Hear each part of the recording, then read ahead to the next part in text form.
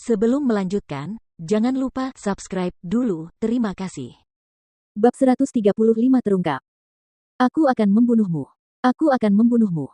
Biarkan aku keluar. Biarkan aku keluar sekarang. Patriark tua Feng berteriak dengan cara yang gila dan semua akal sehat tampaknya telah meninggalkannya saat dia berteriak dan mengacak-acak tanpa berpikir. Dia bahkan telah menyelimuti dirinya dengan aliran energi mistis yang tidak menentu sehingga tidak ada seorang pun yang berani mendekatinya. Kakek, ini aku, Feng kecil.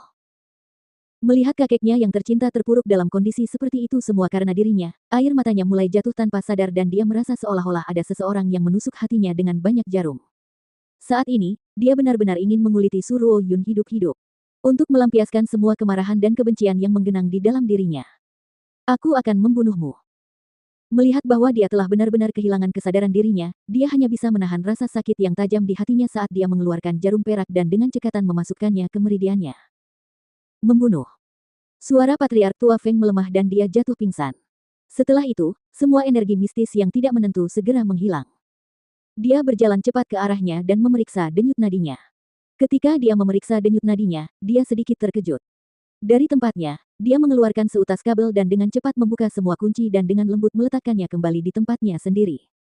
Dia berbalik untuk segera pergi tetapi tepat saat dia keluar melalui pintu, dia telah bertemu dengan pelayan. Siapa? Sang pelayan berteriak kaget ketika melihat dua pengawal Feng jatuh ke tanah, tidak yakin apakah mereka masih hidup atau sudah meninggal.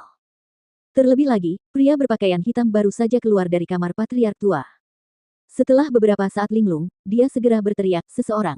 Datang. Pencuri.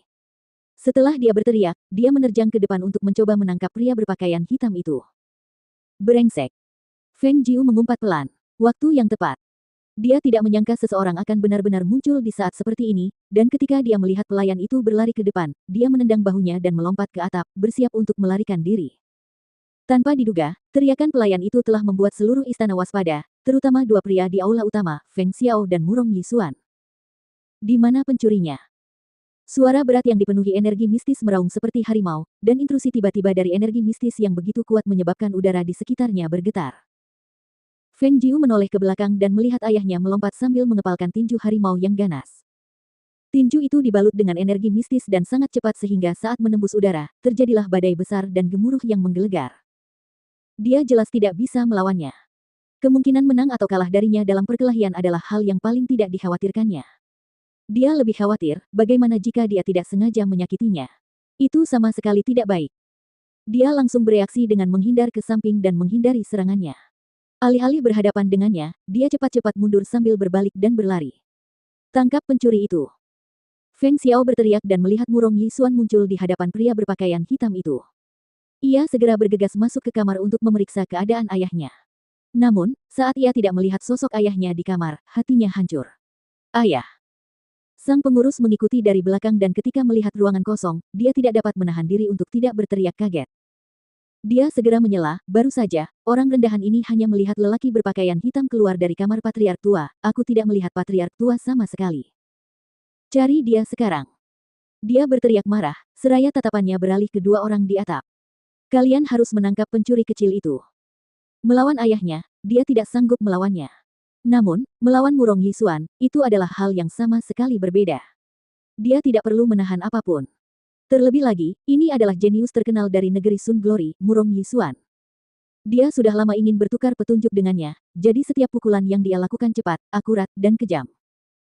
Melihat pria berpakaian hitam itu tidak kalah sedikit pun dari Murong Yisuan, Feng Xiao terkejut. Sejak kapan kota bulan berawan muncul seorang master seperti itu? Kita harus tahu bahwa keterampilan Murong Yisuan bukanlah keterampilan petinju biasa. Ketika dia memasuki keributan, dia tidak memperhatikan dan memperhatikan dengan saksama. Namun setelah menatap kedua sosok di atap, terutama setelah mempelajari pria berpakaian hitam, bagaimana dia merasa bahwa sosok itu terasa samar-samar familiar baginya.